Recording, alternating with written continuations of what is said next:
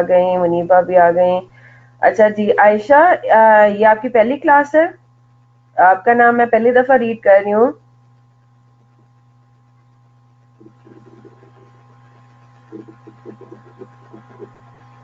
आपने काफी अरसे बाद मेरे ख्याल से फिर ज्वाइन किया है।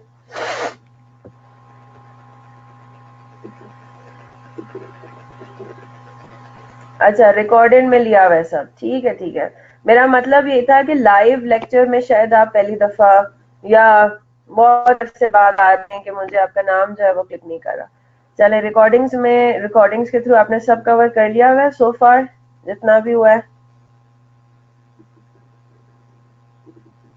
चलें जी, good. And is this the first time you taking C Mac?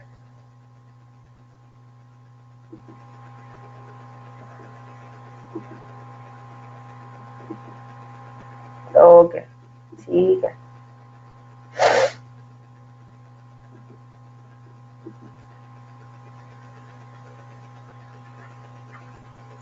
अच्छा जी, बिफोर एवरीबडी कम्स, 2 मिनट और रह गए हैं, तो मुझे जरा बताएं क्या पोजीशन चल रही है।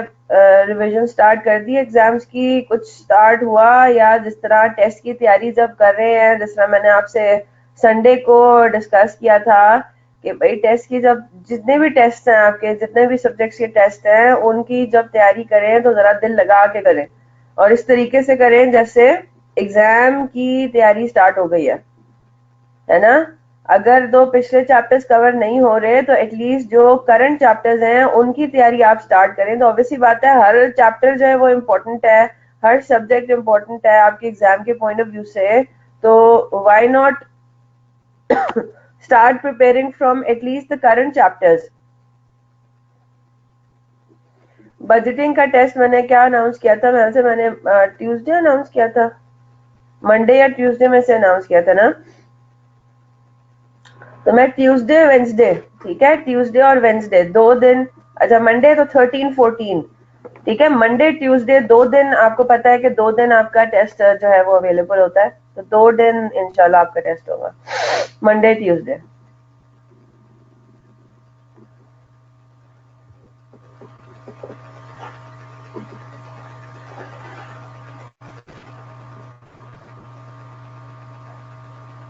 हाँ जी, तो देखिए बस समझे, जनवरी के दो, एक हफ्ता तो खत्म, 3 हफ्ते रह गए हैं जनवरी के, और फरवरी के फिर 4 हफ्ते होंगे, और मार्च के जो शुरू के कुछ दिन है उनको तो आपने कंसिडर करना ही नहीं है ना? कौन सी डेट पे आपके एग्जाम स्टार्ट हो रहे हैं?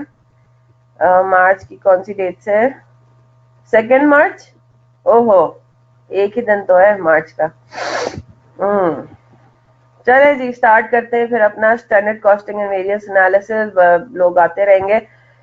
चले जी, स्टैंडर्ड कॉस्टिंग तो हम कल कर चुके हैं। अब मैं जरा उसका थोड़ा सा रिकैप करूँ, क्योंकि जाहिर सी बात है स्टैंडर्ड कॉस्टिंग जो है वो काफी चीजों से हमें रिलेट करता है, ठीक है? तो कल हमने ये देखा कि जी हम एक स्टैंडर्ड कॉस्ट कार्ड बनाते किस तरीके से हैं। उसमें सिंपली आपको क्वेश्चन में दिए हुए होते हैं कि जी कंजम्पशन कितनी है, रेट कितनी है, रेट कितना है।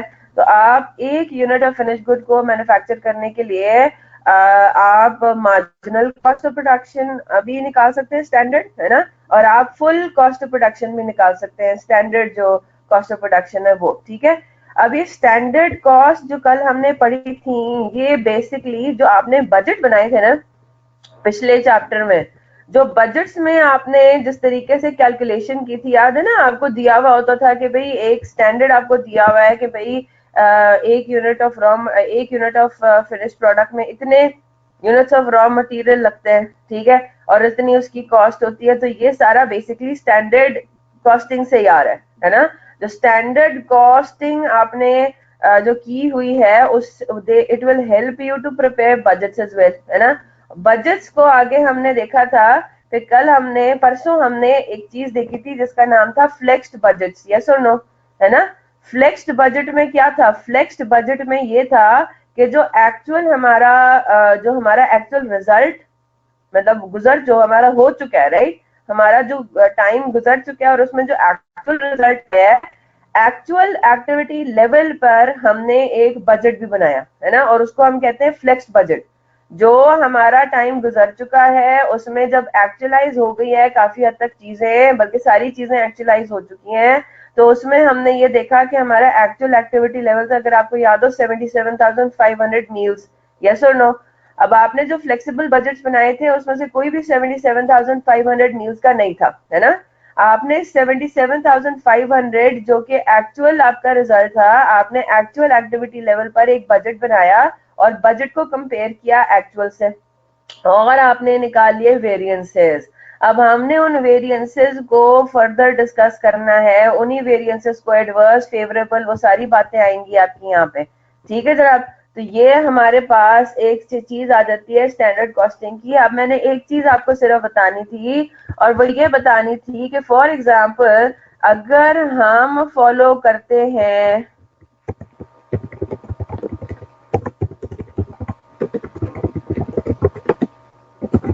अगर हम मार्जिनल कॉस्टिंग फॉलो करते हैं, यानी कि हमारा क्या हमारी क्या पॉलिसी है, हमारी पॉलिसी ये है कि हम लोग जो है वो इन्वेंट्री को वैल्यू करते हैं सिर्फ और सिर्फ वेरिएबल कॉस्ट पे, है ना, वेरिएबल कॉस्ट ऑफ प्रोडक्शन पे।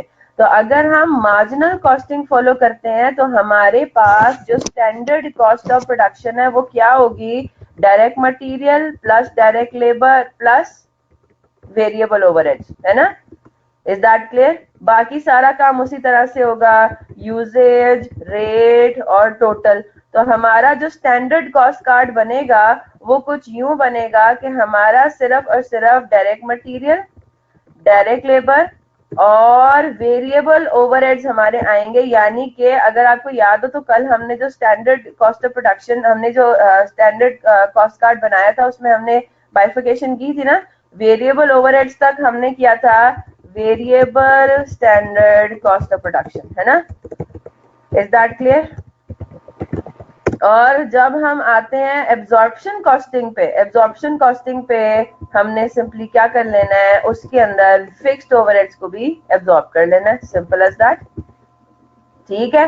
एब्जॉर्प्शन कॉस्टिंग पे हमारा जो स्टैंडर्ड कॉस्ट कार्ड है वो क्या बनेगा, एब्जॉर्प्शन कॉस्टिंग पे जो हमारा स्टैंडर्ड कॉस्ट कार्ड बनेगा उसके अंदर सिर्फ फर्क ये होगा कि हमारे पास एक आ जाएगा fixed overhead, fixed production overhead भी आ जाएगा, ये भी हमने एब्जॉर्ब करना है। यानी कि यहाँ पे हम लेंगे full standard cost of production, is that clear, या total standard cost of production, ठीक है। बस सिर्फ ये इसमें फर्क है, बाकी यानी कि मार्जिनल और एब्जॉर्प्शन कॉस्टिंग में भी हम स्टैंडर्ड कॉस्टिंग को यहाँ पे अप्लाई कर रहे हैं, ठीक है जनाब। शाहरुख बस यही बच्चे बात पड़ी है, बाकी तो मैंने रिकैप ही दिया एक छोटा सा। अब हम जो स्टार्ट करने जा रहे हैं वो है हमारा वेरिएंस एनालिसिस। अब हम आ रहे हैं आहिस्ता आहिस्ता, हम थोड़े से जो है वो उन चीजों पर आ रहे हैं, some things that like the calculations that relate to decision making, that lead to decision making. जो एनालिसिस पे अभी हम एनालिटिकल स्किल्स को अपना थोड़ा सा फोकस करने जा रहे हैं, लेकिन उससे पहले ऑब्वियसली बात है हम कैलकुलेशंस पे ही आ रहे हैं कि भाई किस तरीके से हम वेरिएंस कैलकुलेट करेंगे। बहुत इंटरेस्टिंग है। मैं पहले से आपको बता दूं, वेरिएंस एनालिसिस शायद आपने सुना हो कि ये मुश्किल है, वैसे इतना है नहीं, है ना, इतना कोई मुश्किल नहीं है। बस इसमें जो एक बात है वो ये है कि इसमें फॉर्मूलाज बहुत ज्यादा है, लेकिन अगर आपको फॉर्मूलाज की के बैकएंड पे जो उनका ऑब्जेक्टिव है, या अगर आपको उनका लॉजिक समझ में आ जाए, जो कि मेजॉरिटी फॉर्मूलाज के केस में आपको समझ आ जाएगा, क्योंकि वो नाम के अंदर ही उसका छुपा हुआ है, हिडन मीनिंग है, उसका ऑब्जेक्टिव छुपा हुआ है। तो आप अगर उस ऑब्जेक्टिव को याद रखें, जो कि बहुत आसान है, तो आपके लिए फॉर्मूलाज को याद रखना मुश्किल नहीं होगा, ठीक है। तो ये मैं पहले से ही डिस्क्लेमर दे रही हूँ, there are a lot of formulas that you might have to remember, but it's not very difficult to remember those formulas as long as you understand the objective and the logic behind them. Is that clear? तो हर एक चीज का obviously बात है यहाँ पे एक purpose है, और वो अब हम पढ़ना शुरू कर रहे हैं, ठीक है। तो सबसे पहले तो ये कि हम जरा इसको देख लेते हैं कि हमारे पास ये मतलब क्या है इस बात का, वेरिएंस एनालिसिस जो है वो हम क्यों करते हैं। ऑब्वियसली बात है फॉर परफॉर्मेंस मेजरमेंट, ठीक है। हमारा जो स्टैंडर्ड कॉस्टिंग का मेजर ऑब्जेक्टिव है, स्टैंडर्ड कॉस्टिंग का ऑब्जेक्टिव ये है कि हम अपनी परफॉर्मेंस मेजर करें, हम ये देखें कि जो हमने स्टैंडर्ड्स अपने सेट किए हुए हैं, अगर तो हम उससे डेविएट करते हैं, तो अगर तो वो नेगेटिव डेविएशन है तो हमें कुछ स्टेप्स लेने पड़ेंगे in order to cater to them, ठीक है। और अगर पॉजिटिव डेविएशन है तो हम फिर कोई ना कोई मतलब उस चीज को भी अप्रिशिएट करने के लिए कुछ ना कुछ करें, है ना। तो पहली बात तो ये कि हम वेरिएंस एनालिसिस करते किसमें है, वेरिएंस एनालिसिस होता है flexed budget versus actual budget में, ठीक है। फ्लेक्सिबल या फिक्स्ड बजट वर्सेस एक्चुअल इतना इतना यूजफुल नहीं होता। क्यों? पहली बात तो ये कि फ्लेक्सिबल और फिक्स्ड बजट के अंदर आपने एक्टिविटी लेवल बेसिकली कुछ और लिया हुआ होता है ना। ये बात सबको क्लिक कर रही है। हमने ये देखना है कि हमने जो एक्चुअल प्रोडक्शन की है 10,000 यूनिट्स की, 10,000 यूनिट्स का एक्चुअल कॉस्ट और एक्चुअल सेल्स कितनी आई, एक्चुअल प्रॉफिट कितना आया, और 10,000 यूनिट्स का ही हमने देखना है कि स्टैंडर्ड क्या मतलब था, हमने क्या स्टैंडर्ड फिक्स किया था कि 10,000 यूनिट्स पे कितनी कॉस्ट आनी चाहिए, कितना सेल्स रेवेन्यू आना चाहिए और कितना प्रॉफिट आना चाहिए। You getting my point? तो हम ये देख रहे थे कि सिर्फ और सिर्फ फ्लेक्स्ड बजट में ये था कि हमारे पास सेम बेसिस यानी कि सेम एक्टिविटी लेवल पे कंपैरिजन हो रहा था। You getting my point? अगर मैं आपको रेफरेंस दूं उस सवाल का जिसमें हमने फिक्स्ड और फ्लेक्सिबल बजट पढ़े थे, और वो था गलबन क्लास वर्क नंबर 11, राइट। तो क्लास वर्क नंबर 11 में अगर आपको याद हो तो मैं बल्कि ले ही आती हूँ सामने।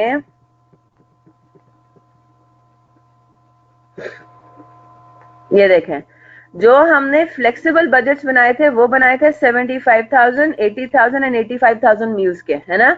एक्चुअल जो हमारे रिजल्ट्स आ रहे हैं वो तो आ रहे हैं 77,500 मील्स के। तो मुझे बात बताएं, आप 77,500 की जो एक्चुअल रिजल्ट आ रहा है उसको कैसे कंपेयर कर सकते हैं 75,000 मील्स के साथ या 80,000 मील्स के साथ या 85,000 मील्स के साथ? समझ आ रही है ना बात?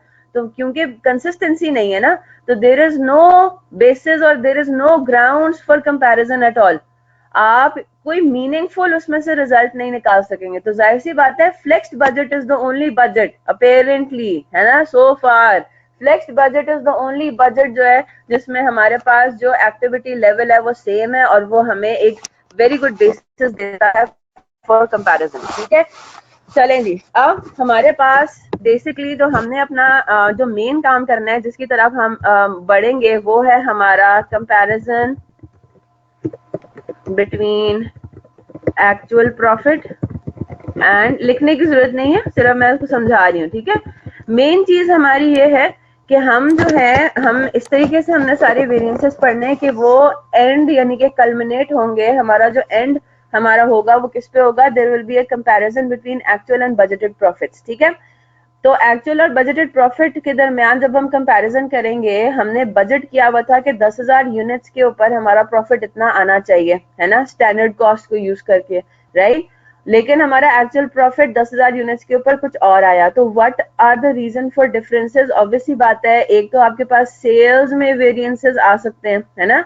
एक तो सेल्स में वेरिएंसेस किस तरह के आ सकते हैं? सेल्स में वेरिएंसेस आ सकते हैं कि आपने जो फॉर एग्जाम्पल आपने कहा था कि मैं 10,000 यूनिट्स मैन्युफैक्चर करूंगी, 10,000 यूनिट्स प्रोड्यूस करूंगी, तो उसमें से 9,000 यूनिट्स जो है वो मैं सेल करूंगी। लेकिन आपने 10,000 यूनिट्स जो मैन्युफैक्चर किए हैं उनमें से आप 9,500 यूनिट्स आपने सेल कर दिए। ये भी तो हो सकता है ना, है ना। सेल्स वॉल्यूम में वेरिएंस आ गया, ठीक है। इसके अलावा आपने ये कहा हुआ था कि चलो ठीक है 9,000 यूनिट्स सेल करने थे, 9,000 यूनिट्स से सेल किए, लेकिन सेलिंग प्राइस आपने अपनी बजटेड रखी हुई थी 25 रुपी पर यूनिट, लेकिन you ended up selling it at 30 rupee per unit. तो क्या हो गया? सेल्स प्राइस वेरिएंस भी आ गया, है ना। You getting my point? तो प्रॉफिट के अंदर जो प्रॉफिट्स के अंदर डिफरेंसेस आएंगे उसमें एक मेजर रीजन फॉर डिफरेंस तो हो जाएगा जो सेल्स के अंदर हम वेरिएंसेस देखेंगे। इसके अलावा what are the other elements that make up a profit? Cost, guys ऐसी बात है ना। आपने मटेरियल खरीदना था 10,000 यूनिट्स को मैन्युफैक्चर करने के लिए, आपने डायरेक्ट मटेरियल अपना अज्यूम किया हुआ था कि 10,000 यूनिट्स को मैन्युफैक्चर करने के लिए मुझे 10,000 किलोग्राम ही चाहिए होंगे मटेरियल ए के, है ना। लेकिन आपको 10,000 यूनिट्स को मैन्युफैक्चर करने के लिए आपकी कंजम्पशन आपने बढ़ गई फॉर वट एवर रीजन, ठीक है। 10,000 किलोग्राम के बजाय आपको जरूरत पड़ गई 15,000 किलोग्राम की। तो मुझे बात बताइए, डायरेक्ट मटेरियल कंज्यूम बढ़ जाएगा? डायरेक्ट मटेरियल कंज्यूम्ड बढ़ेगा तो क्या बढ़ेगा? आपका कॉस्ट बढ़ जाएगी, है ना। तो जब कॉस्ट बढ़ेगी तो प्रॉफिट कम हो जाएगा। तो बजटेड प्रॉफिट और एक्चुअल प्रॉफिट में reason and there are so many others जो कि अभी हम इंशाल्लाह पढ़ेंगे, ठीक है। तो हमने अल्टीमेटली क्या पढ़ना है, हमें पढ़ना है the comparison between actual profit and budgeted profit, ठीक है, जिसमें हमारे पास सेल्स रेवेन्यू वेरिएंसेस होंगे, ठीक है, सेल्स वेरिएंस भी कह सकते हैं, ठीक है। और दूसरा जो हमारे पास कैटेगरी है जो हमने पढ़नी है वो है कॉस्ट के वेरिएंसेस, ठीक है। अब पहले हम जाहिर सी बातें पढ़ेंगे कॉस्ट वेरिएंसेस, क्योंकि कॉस्ट वेरिएंसेस उसमें बहुत सारे हैं। तो दो रीजंस हैं, दे मतलब these two variances types of variances make up for the difference between actual and budgeted profit, ठीक है। तो we are starting with cost variances. नहीं जनाब, नोट कुछ नहीं करना, ठीक है, अब नोट करना शुरू करेंगे। ये तो मैंने वैसे ही सिर्फ एक समझाने के लिए जो है मैं वो कर रही हूँ, ठीक है। जो सबसे मेजर चीज है, अगेन हमें क्या चीज देखनी है, कॉस्ट वेरिएंस में हमें डिफरेंस देखना है between standard cost of actual output. इस बात का हमें ख्याल रखना है। इसीलिए मैं बार बार क्या कह रही हूँ, 10,000 यूनिट्स को मैन्युफैक्चर करने के लिए क्या कॉस्ट आनी चाहिए थी और 10,000 यूनिट्स को मैन्युफैक्चर करने के लिए क्या कॉस्ट आई। Are you getting my point, है ना। तो हमने एक्चुअल आउटपुट को अपना फोकस करना है कि एक्चुअल आउटपुट को मैन्युफैक्चर करने के लिए क्या कॉस्ट आनी चाहिए थी और एक्चुअल आउटपुट को मैन्युफैक्चर करने के लिए क्या कॉस्ट आई, ठीक है। ये हमारा मेजर कंपैरिजन होगा, ये हमारा मेजर वेरिएंस होगा। आई होप ये बात सबको क्लियर हो गई है, ठीक है। तो हमारे पास क्या है, a cost variance is favourable when standard is greater than actual. अगर मेरी कॉस्ट के मामले में एक्चुअल कम होती है और स्टैंडर्ड ज्यादा था तो इसका मतलब है वो मेरा फेवरेबल वेरिएंस कहलाएगा, कि हमने जो बजट कॉस्ट अपनी रखी थी हमने उससे कम जो है ना वो इनकर की। तो कॉस्ट तो जितनी कम इनकर करो उतना अच्छा है ना, to produce the same level of output. Adverse या अनफेवरेबल होता है जब स्टैंडर्ड कम हो और एक्चुअल कॉस्ट हो ज्यादा। और अगर हम सेल्स के बारे में बात करें तो vice versa for sales variances, है ना। सेल्स वेरिएंसेस के केस में ऑपोजिट है कि सेल्स में अगर आपका स्टैंडर्ड कम है एक्चुअल ज्यादा है तो वो फेवरेबल कहलाएगा, है ना। स्टैंडर्ड कम है एक्चुअल ज्यादा है तो रेवेन्यू के केस में, इनकम के केस में तो वो फेवरेबल कहलाएगा। और अगर स्टैंडर्ड ज्यादा था लेकिन एक्चुअल सेल्स रेवेन्यू आपका कम है, ठीक है, तो आप क्या कहेंगे, ये मेरे पास एडवर्स हो गया, ठीक है जनाब। तो ये अगेन प्रॉफिट रिकंसिलिएशन का आगे इन्होंने एग्जांपल में फॉर्मेट दिया हुआ है, इसको हमने वैसे भी बाद में देखना ही देखना है तो इसको हम बाद में कंसिडर करेंगे। बस सिर्फ इसको एक नजर मार लेते हैं। हमारे पास सिनेरियो क्या है, बजटेड प्रॉफिट और एनुअल एक्चुअल प्रॉफिट का बेसिकली रिकंसिलिएशन बनाया हुआ है। इधर देखें, बजटेड और एक्चुअल प्रॉफिट के दरमियान जो डिफरेंसेस हैं वो हम इतने कैटेगरीज में डिवाइड करेंगे। बेसिकली हमने इतनी कैटेगरीज के वेरिएंसेस पढ़ने हैं, sales, material, labour, variable overhead and fixed overhead, ठीक है। जितने भी फेवरेबल वेरिएंसेस होंगे, ठीक है, जितने भी फेवरेबल वेरिएंसेस होंगे वो बजटेड प्रॉफिट में ऐड होंगे और जितने भी एडवर्स वेरिएंसेस होंगे वो बजटेड प्रॉफिट से लेस होंगे। तो हमारे पास, अगर आपको याद हो, हम रिकंसिलिएशन इससे पहले भी बहुत दफा पढ़ चुके हैं, है ना।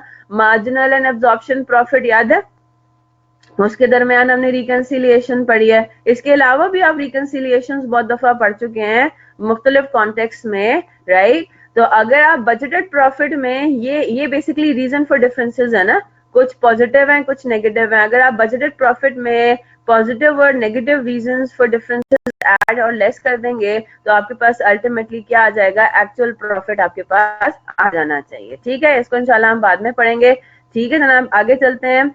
उसके बाद हम अपना स्टार्ट कर रहे हैं किससे, मटेरियल कॉस्ट वेरिएंस से, ठीक है। अब जाहिर सी बात है यहाँ पे थोड़ी सी चीजें इन्होंने उसमें लिखी हुई हैं, थोड़े उन्होंने सिंबल्स सिंबॉलिकली लिखी हुई हैं। तो पहले मैं आपको अपने फॉर्मूलाज अपने तरीके से समझाऊंगी, फिर मैं आपको इधर से पढ़ाना शुरू करूंगी, ठीक है। तो what are we going to study, the first thing is direct material variance.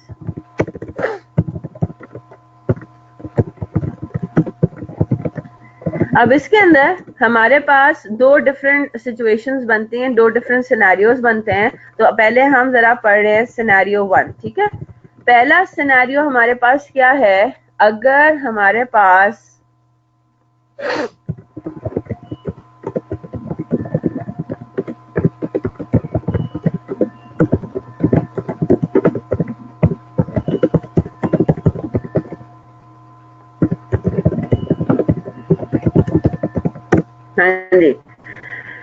जितना डायरेक्ट मटेरियल आपने खरीदा उतना आपने डायरेक्ट मटेरियल कंज्यूम भी कर दिया। फोकस यहाँ पे कि भाई कोई क्लोजिंग इन्वेंट्री नहीं है और ओपनिंग इन्वेंट्री भी नहीं है, ठीक है।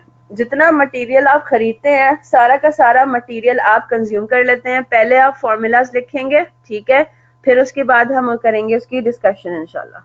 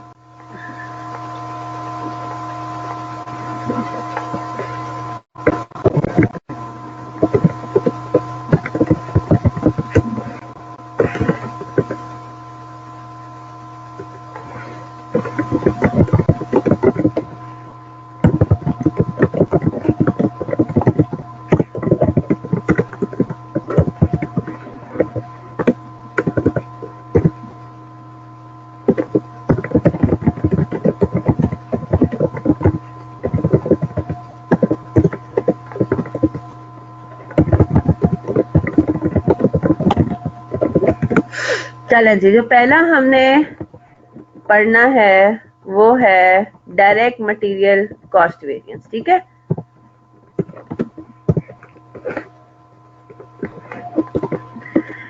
Direct material cost variance basically क्या होता है? डायरेक्ट मटेरियल कॉस्ट वेरिएंस जो आपके डायरेक्ट मटेरियल कंज्यूम्ड की फिगर में डिफरेंस होता है ना, ये वो होता है, ठीक है, एक्चुअल और फ्लेक्स बजट के बीच दरमियान, ठीक है। अब अगर हम इसका फॉर्मूला देखें तो पहली बात तो हम ये समझ लेते हैं कि हमारे पास डायरेक्ट मटेरियल की कॉस्ट के अंदर जो टोटल कॉस्ट के अंदर वेरिएंस आएगा वो उनके दो रीजंस हो सकते हैं, है ना। एक रीजन तो ये हो सकता है, अज्यूमिंग फॉर एग्जांपल मैंने 10,000 यूनिट्स रॉ मटेरियल मैंने 10,000 यूनिट्स मैन्युफैक्चर किए, ठीक है, 10,000 यूनिट्स फिनिश गुड्स के मैन्युफैक्चर किए। अच्छा जी, एक तो रीजन ये हो सकता है कि इन 10,000 यूनिट्स को मैन्युफैक्चर करने के लिए हमने जो स्टैंडर्ड कंजम्पशन रखी हुई थी कि भाई एक यूनिट फिनिश गुड को मैन्युफैक्चर करने के लिए 5 किलो रॉ मटेरियल का लगेगा, हमारा एक्चुअल वो नहीं हुआ, यानी कि हमारा वेरिएंस आया यूजेज के अंदर। बात समझ आ रही है? हमने 5 किलोग्राम अपने स्टैंडर्ड कॉस्ट कार्ड में लिखा हुआ था कि एक यूनिट को मैन्युफैक्चर करने के लिए 5 किलोग्राम लगेंगे, लेकिन एक्चुअली हमने कितने लगाए? फॉर एग्जांपल 6 किलोग्राम लगाए एक यूनिट को मैन्युफैक्चर करने के लिए। तो पहले तो वेरिएंस आ गया, कॉस्ट में फर्क किस चीज का पड़ा? टोटल कॉस्ट में फर्क पड़ा किस चीज का? मटेरियल यूजेज का, है ना। Is that clear? पहला तो आपके पास एक फर्क तो पड़ गया मटेरियल यूजेज का। अच्छा, फिर क्या हुआ?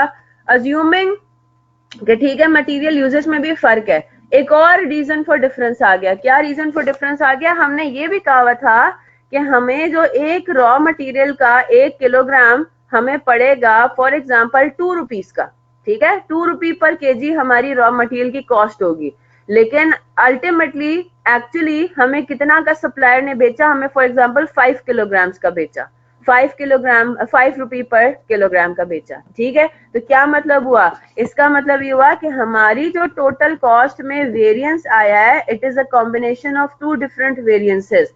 एक कहलाता है मटेरियल यूजेज वेरिएंस और एक कहलाता है material price variance. Is that clear? तो ये दोनों जो आपके पास वेरिएशंस आई है ना स्टैंडर्ड में से, एक यूजेज में वेरिएंस आई है और एक कॉस्ट पर यूनिट में वेरिएंस आई है, both of these will make up direct material cost variance. Is that clear?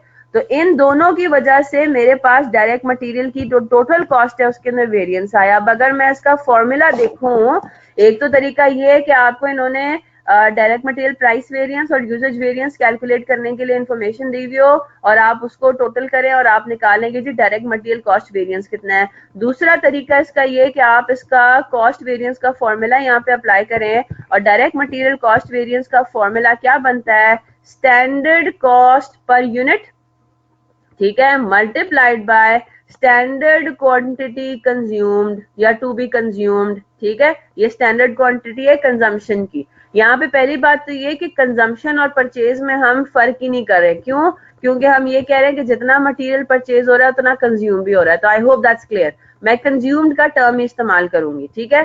तो standard cost per unit multiplied by standard quantity consumed, ठीक है, इसको हम देख लेंगे। आगे चलते हैं।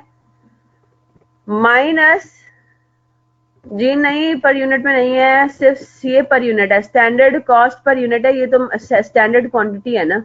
Standard total standard quantity, total standard quantity है। Minus actual cost per unit multiplied by standard actual quantity consumed, ठीक है। इसको हम इंशाल्लाह जब फॉर्मूले एग्जांपल से भी करेंगे तो फिर आप समझ में आ जाएगा। पहले मैं आपको बाकी दो फॉर्मूलाज भी लिखवा दूं तो फिर मैं ये बता दूंगी कि एस सी और एस क्यू से क्या मुराद है। हम वो लिख देंगे, उसके फुल फॉर्म्स लिख देंगे, ठीक है।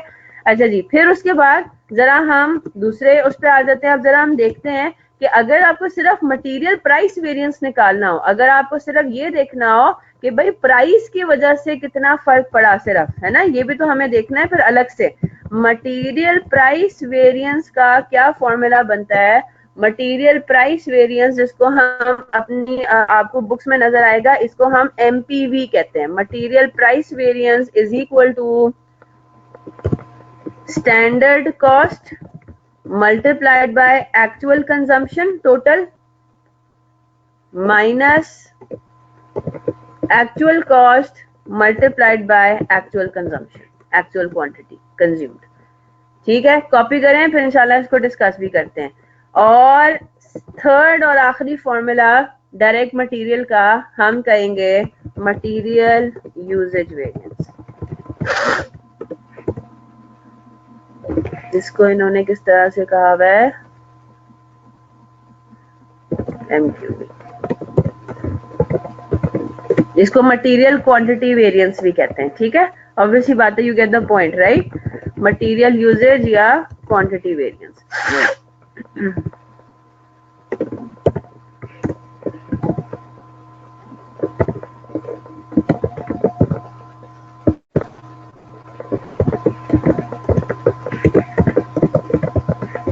कॉपी जरा गौर से कीजिएगा, ध्यान से कीजिएगा। एससी, एसी, एक्यू और एसक्यू।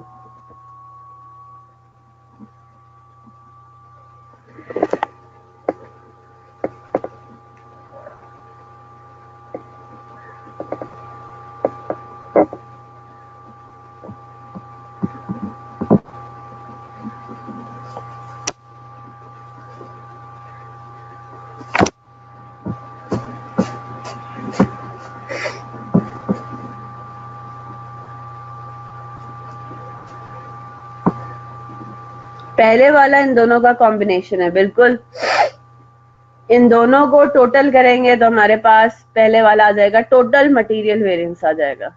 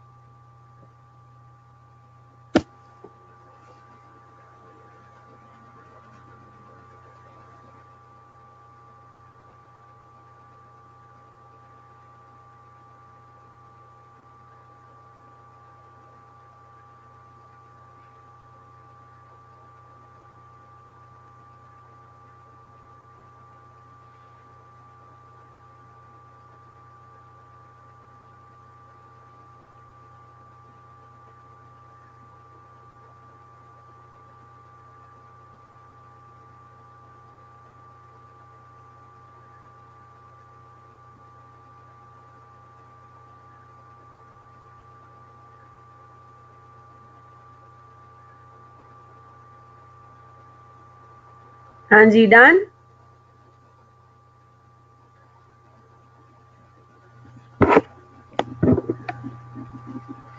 अच्छा जी, अब जरा हम इसको देखते हैं।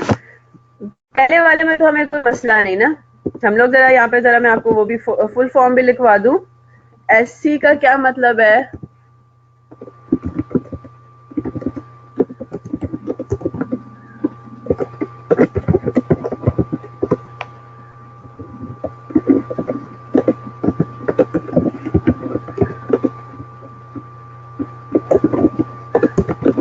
DM means direct material. Okay.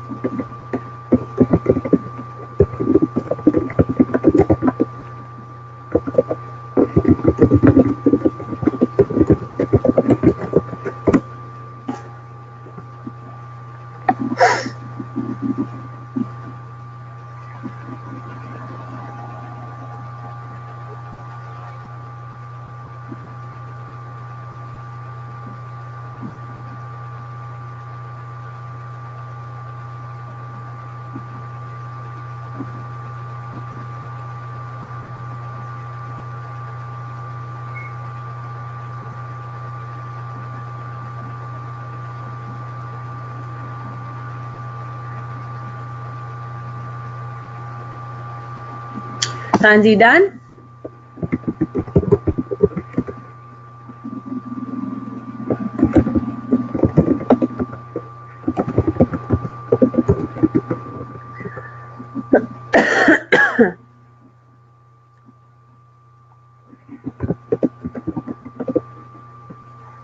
नहीं जनाब, एक्चुअल फिनिश गुड प्रोडक्शन, यही तो हमारा पॉइंट है ज़ेबा।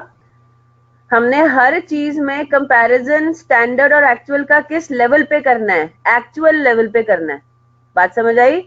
10,000 यूनिट्स की प्रोडक्शन पे कितना स्टैंडर्ड कंज्यूम होना चाहिए था, 10,000 यूनिट्स की फिनिश गुड की प्रोडक्शन पे कितना एक्चुअल कंज्यूम हुआ। बात समझ आ गई ना? तो 10,000 हमारी एक्टिविटी लेवल का क्या होगी, हमारी एक्टिविटी लेवल होनी चाहिए 10,000, वो हमारा बेस लाइन होना चाहिए। ठीक है?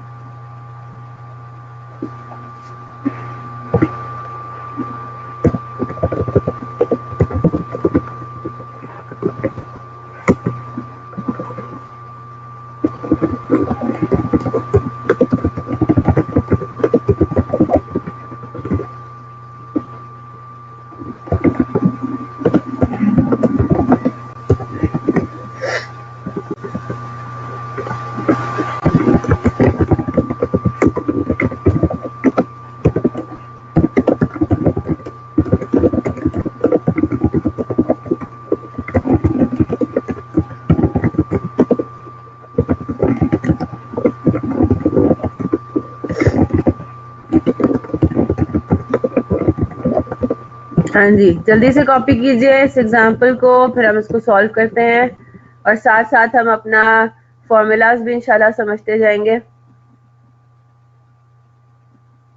कॉपी कर लें जल्दी से तो मुझे बताइएगा, और जल्दी से जरा स्पीड अप करें क्योंकि हमने केस 2 भी पढ़ना है इसके अंदर।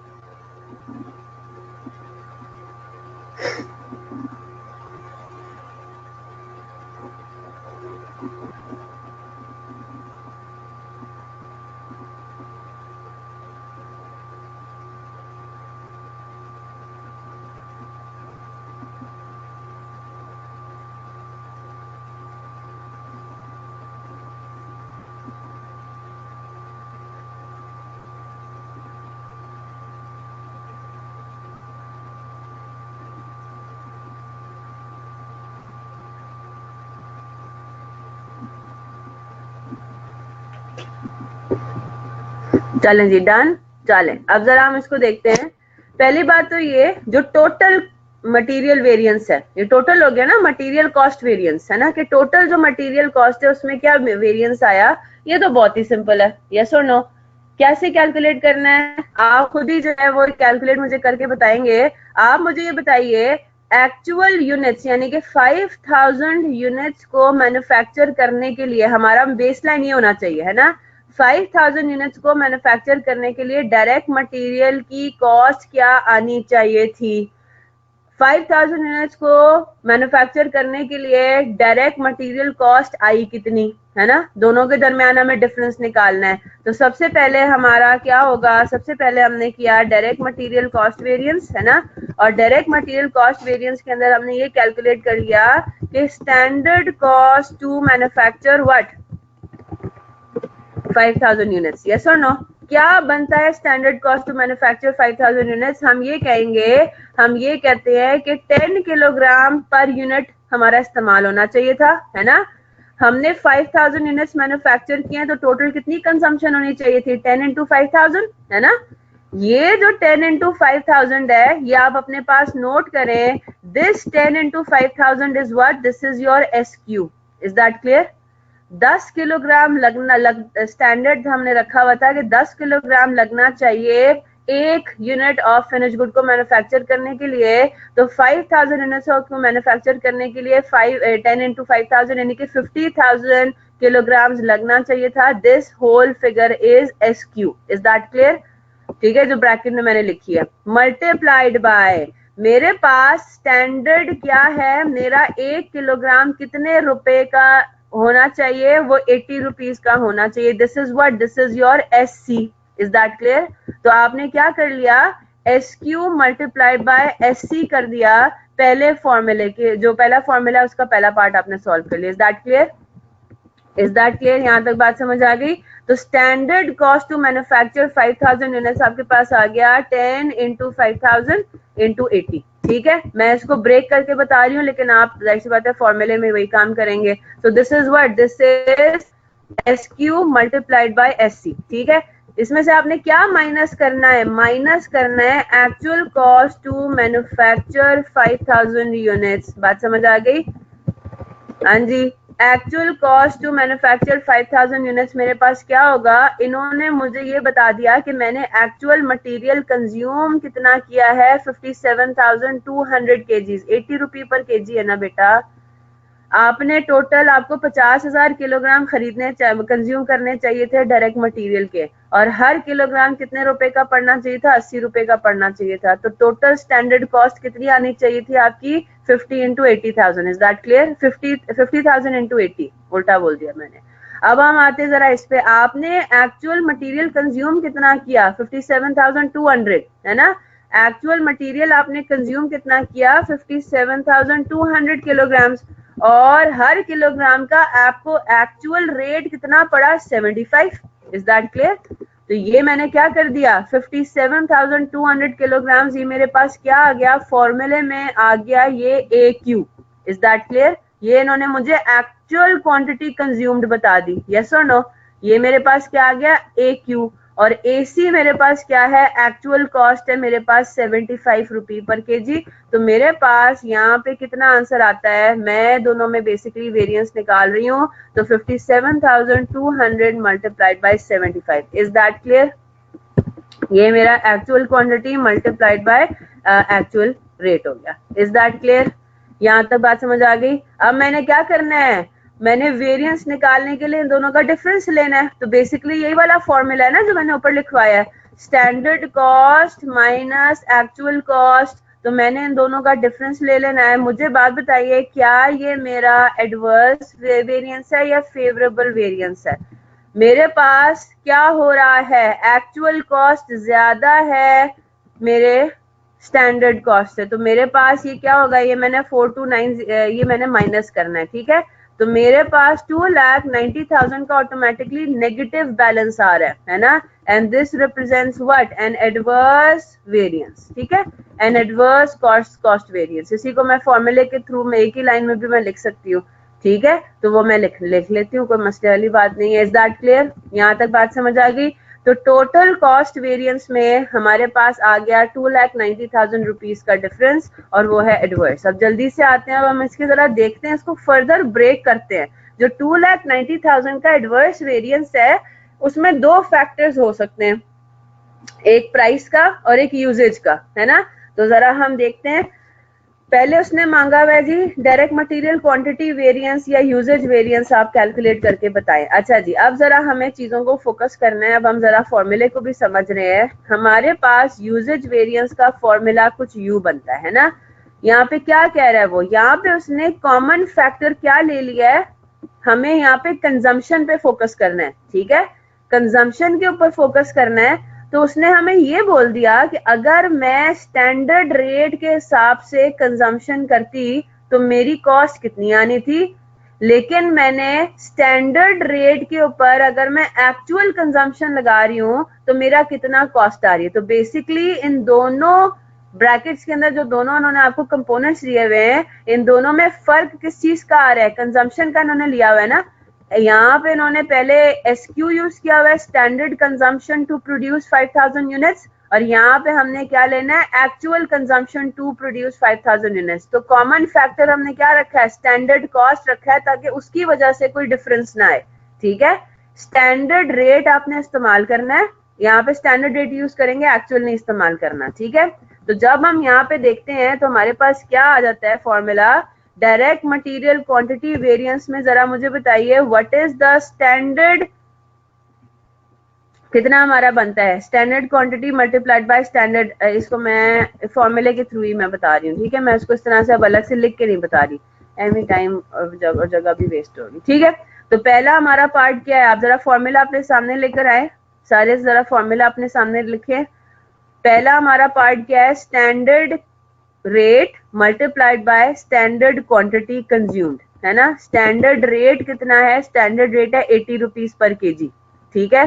तो स्टैंडर्ड रेट में तो मैंने लिख दिया 80, multiplied by standard quantity consumed कितना होगा, वही कितना 5,000 इंटू 10, 5,000 यूनिट्स को मैन्युफैक्चर करने के लिए कितना हमें क्वांटिटी लगाना चाहिए था। दिस फिगर माइनस क्या करेंगे, वही स्टैंडर्ड रेट इस्तेमाल ही करेंगे, 80 एज इट इज यूज होगा, लेकिन अब हम उसको किससे मल्टीप्लाई कर देंगे, एक्चुअल क्वांटिटी कंज्यूम से, 57,200। Is that clear? तो बेसिकली अब यहाँ पे देखें क्या हो रहा है, यहाँ पे डिफरेंस आ रहा है, 50,000 हमें कंज्यूम करना चाहिए था, है ना, लेकिन हमने कंज्यूम कितना किया। तो अगर किलोग्राम्स में मैं आपसे वेरिएंस मांगू तो किलोग्राम्स में तो बहुत आसान है, 7,200 का एडवर्स वेरिएंस है, 7,200 किलोग्राम्स का एडवर्स वेरिएंस है। Is that clear? लेकिन मुझे तो चाहिए होता है रेट, मुझे तो अमाउंट चाहिए होती है, सॉरी, है ना, मुझे तो अमाउंट चाहिए कि मुझे वेरिएंस चाहिए रुपीज में। तो मैंने 7,200 को किससे मल्टीप्लाई करना है, बेसिकली अपने स्टैंडर्ड रेट से, जो मेरा 80 रुपीज बनता है। Is that clear? तो मेरे पास क्या आ जाएगा, मैं ये अज्यूम कर रही हूँ कि मेरे रेट में कोई वेरिएशन नहीं है। बात समझ आ गई? रेट मेरा 80 किलोग्राम रुपी पर किलोग्राम लगना चाहिए था, और रेट मेरा अगर 80 किलोग्राम ही लगता है, 80 रुपी पर किलोग्राम ही लगता है। बात समझ आ रही है? मैं ये कह रही हूँ कि मेरा रेट में कोई वेरिएशन नहीं है, मैंने स्टैंडर्ड रखा हुआ था 80 रुपए, और एक्चुअल भी अगर मेरा 80 रुपए ही लगता और फर्क सिर्फ मेरा होता कंजम्पशन में, तो मेरे पास वेरिएंस क्या होता। Is that clear? बात समझ आ गई? तो मैंने क्या कहा, रेट में मेरे कोई फर्क नहीं पड़ रहा, रेट मेरा वही 80 रुपी पर केजी है, लेकिन मेरे फर्क सिर्फ किस चीज में पड़ा है कि 50,000 किलोग्राम लगने के बजाय 57,200 किलोग्राम लग रहा है, यानी कि 7200 का जो मैंने ज्यादा अपना किलोग्राम अपना ज्यादा अप्लाई किया, तो मेरे पास उसका 7,200 इंटू 80 में सीधा सीधा कर लेती हूँ। तो मेरे पास कितना वेरिएंस आ रहा है? 5,76,000 and this would be in negative, already negative में होगा क्योंकि फॉर्मूला हमने ऐसे अप्लाई किया है ना। फॉर्मूले में ये जो पहली अमाउंट आप कैलकुलेट करेंगे वो कम है और माइनस के बाद जो अमाउंट कैलकुलेट कर रहे हैं वो ज्यादा है, तो नेचुरली सी बात है आंसर ऑटोमेटिकली नेगेटिव में आएगा, यानी कि adverse variance. Is that clear? 5,76,000 का नेगेटिव में आ गया, एडवर्स में आ गया। यहां तक बात समझ आ गई? जल्दी से कॉपी करें। फिर उसके बाद हम आते हैं किसके ऊपर? प्राइस वेरिएंस के ऊपर, है ना। अच्छा, अब जरा प्राइस वेरिएंस पर आते हैं। अब प्राइस वेरिएंस में भी आपका मुझे जरा सोचकर बताएं किस तरीके से बनना चाहिए। आप ये बात कह सकते हैं कि भाई प्राइस वेरिएंस में अगर हम ये कहें कि हमारी मटेरियल कंज्यूम जो है वो स्टैंडर्ड के इक्वली था, लेकिन प्राइस में सिर्फ फर्क आया, लेकिन उसमें फिर एक मसला आ जाएगा। उसमें एक मसला ही आएगा कि हमने लेना है यहाँ पे एक्चुअल क्वांटिटी कंज्यूम्ड, ठीक है।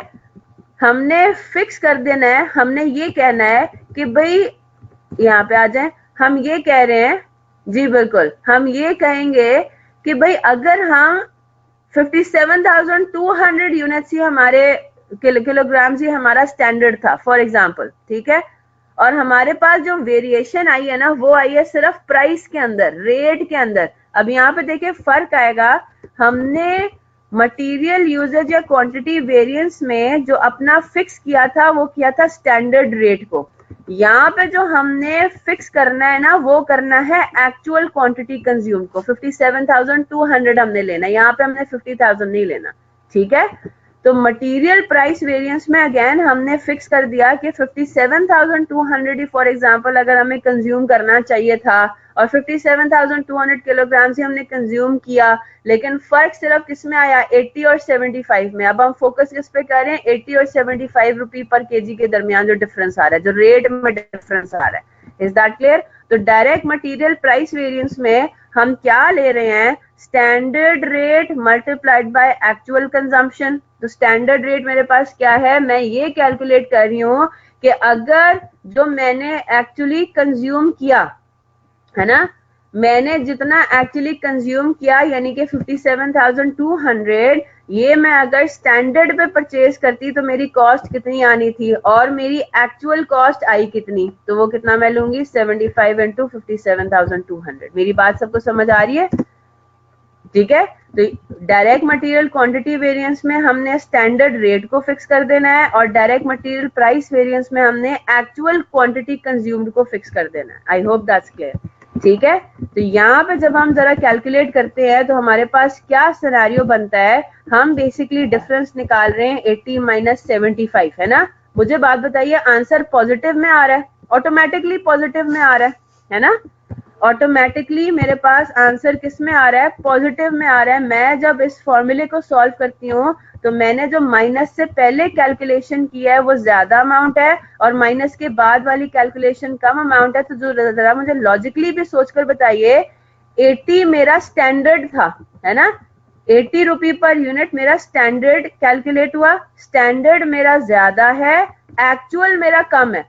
एक्चुअल है ना ये मेरा 75 इंटू 57,200, एक्चुअल मेरा कम है, स्टैंडर्ड मेरा ज्यादा है। तो ये मेरा ऑटोमेटिकली एक तो पॉजिटिव में आंसर आ रहा है इस फॉर्मूले को अप्लाई करके, और इसको मैं कह रही हूँ कि जी ये मेरा फेवरेबल वेरिएंस है। Is that clear?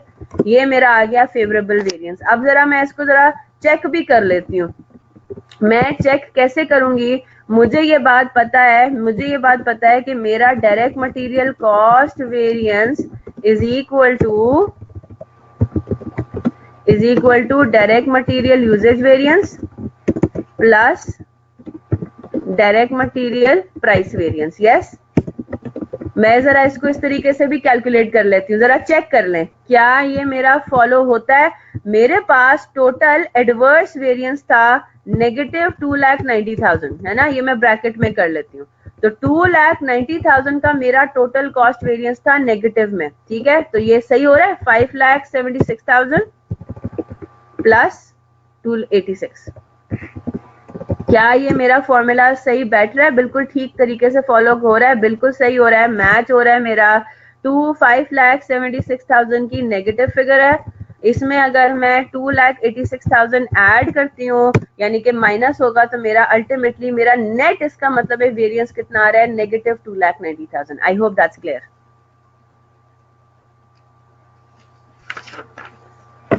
चलें जी, अब जल्दी से हम आ जाते हैं अपने सेकंड सिनेरियो के ऊपर। हमने सिनेरियो 1 पढ़ा था, है ना, हमने सिनेरियो 1 पढ़ा था डायरेक्ट मटेरियल वेरिएंसेस के अंदर। अब हम जरा आ जाते हैं कि अगर ये आपने सबने इसी तरह से कॉपी किया ना, सिनेरियो 1 सिनेरियो 2 इसी तरह से किया ना। हमारा ये सिनेरियो 1 था। अब हम जरा सिनेरियो 2 पर आ जाते हैं। अगर हमारे पास ये हिसाब किताब हो कि मटेरियल परचेज्ड और मटेरियल कंज्यूम्ड सेम ना हो, ठीक है, material purchased is not equal to material consumed. Just give me a minute, मैं जरा इसमें वो नॉट इक्वल टू वाला साइन इंसर्ट कर दूं, अगर तो मुझे मिल जाता है।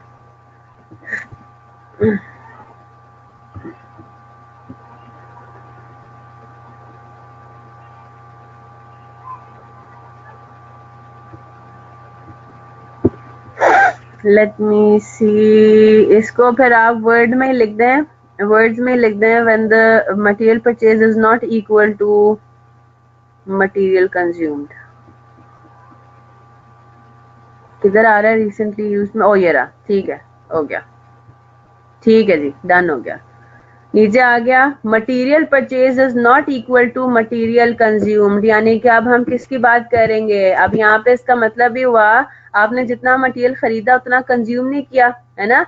आपने 10,000 यूनिट्स खरीदे, 10,000 किलोग्राम खरीदा रॉ मटेरियल का, और आपने उसमें से कंज्यूम किया सिर्फ 8,000 किलोग्राम। तो बाकी 2,000 किलोग्राम किधर चला गया? क्लोजिंग रॉ मटेरियल में, है ना। वो किस में चला गया? क्लोजिंग रॉ मटेरियल में। अब इसके अंदर भी हमें दो डिफरेंट चीजों को देखना है, और वो इंशाल्लाह आपको क्वेश्चन करके और बात क्लियर हो जाएगी, ठीक है। सिनेरियो 2 के अंदर एक और सिनेरियो है ठीक है। अगर इस तरह का कुछ बनता है, यानी कि आपके पास क्लोजिंग इन्वेंट्री आ जाती है, ओपनिंग और क्लोजिंग इन्वेंट्री आ जाती है, ठीक है, और उसमें हमें ये देखना है कि inventory is valued at actual cost. अगर तो ये सीन है कि आपके पास इफ का टर्म लिख दें यहाँ पे, if inventory is valued eight,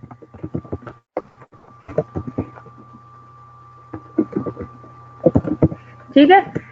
अगर तो बिजनेस की पॉलिसी है कि आप इन्वेंट्री को देखें, आपके पास दो फिगर्स आ गई ना पर यूनिट। अगर मैं एक बात बोलूं, मैं ये कह रही हूँ कि जी मेरा पर यूनिट स्टैंडर्ड जो मेरा किलोग्राम फॉर रॉ मटेरियल है, ठीक है, मेरे पास रॉ मटेरियल के दो रेट्स आ गए, एक स्टैंडर्ड रेट आ गया और एक एक्चुअल रेट आ गया, है ना। स्टैंडर्ड रेट है फॉर एग्जांपल 80 रुपए पर केजी, और एक्चुअल रेट है मेरे पास 75 रुपीज पर केजी।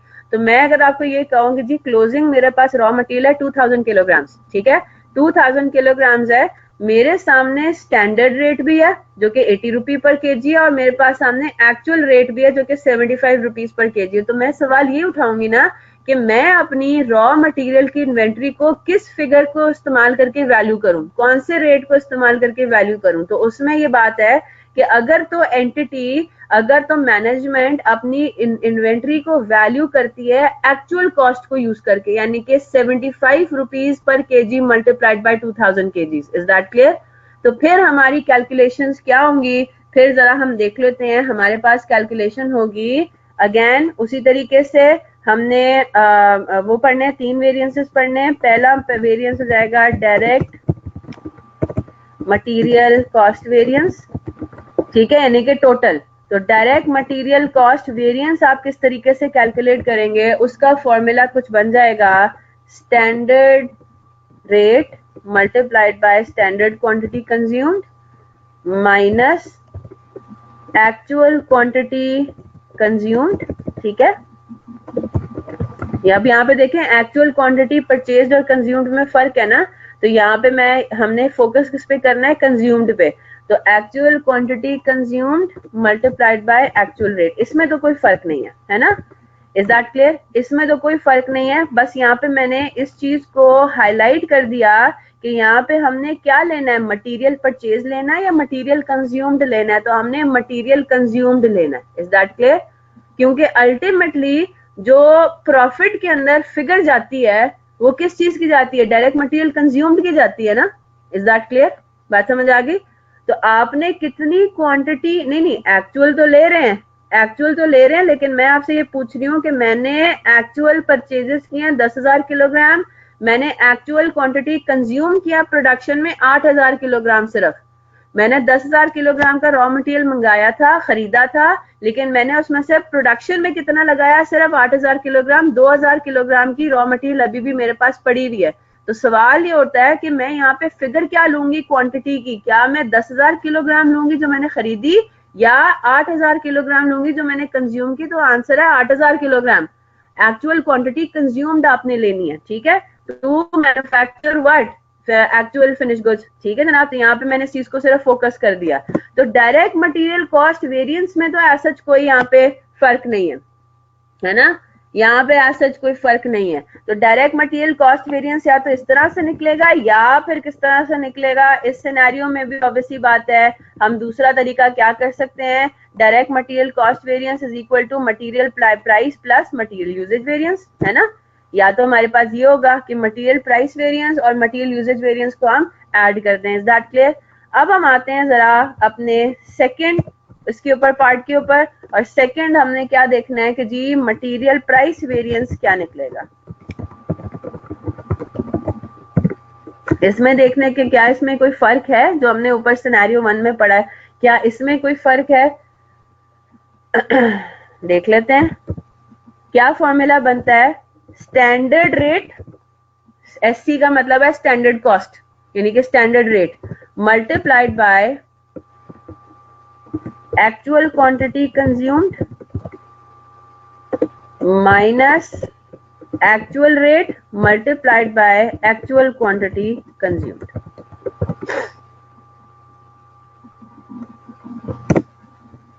अपेरेंटली कोई फर्क है?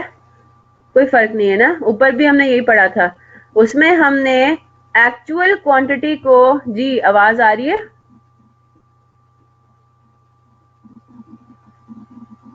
आ गई, चलें ठीक है, सही है।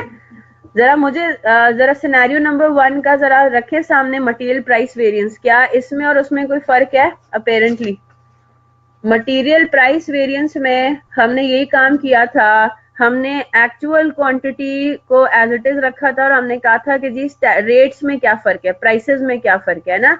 एक्चुअल क्वांटिटी जो हमने कंज्यूम करनी है उसको खरीदने के लिए हमें कितना कॉस्ट लगनी चाहिए थी और कितनी कॉस्ट हमारी एक्चुअली लगी, रेट हमने सिर्फ उसमें वेरिएंस लिया, ठीक है। अपेरेंटली इसमें भी कोई फर्क नहीं है। और थर्ड आपके पास आ जाता है मटेरियल यूजेज या मटेरियल क्वांटिटी वेरिएंस।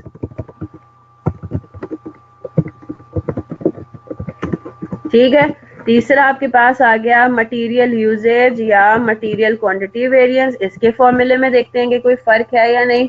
तो इसका फॉर्मूले में क्या होगा, जरा मुझे सोचकर बताइए। इसमें हमने क्या रखना है, फिक्स किसको करना है, स्टैंडर्ड रेट को। हमने कहना है कि रेट हमारा स्टैंडर्ड ही था, हमारी सिर्फ कंजम्पशन में अगर फर्क आए, है ना, तो फिर क्या होगा। तो हमने क्या लिया, standard rate multiplied by standard quantity consumed, है ना, minus standard rate multiplied by actual quantity consume. तो अपेरेंटली कोई फर्क नहीं है, वही है, सिर्फ हमने अपने पास इसको यहाँ पे इस तरीके से कर दिया कि हमने यहाँ पे एक्चुअल क्वांटिटी परचेज नहीं लेनी, आपने एक्चुअल क्वांटिटी कंज्यूम्ड लेनी है। ये बस हमारी बात है, हमने इसको सिर्फ एम्फसाइज कर दिया, वरना जो अभी हमने सिनेरियो पढ़ा था बिल्कुल वही वाले फॉर्मूलाज है यहाँ पे भी। आई होप दैट्स क्लियर, ठीक है। बस कॉपी करें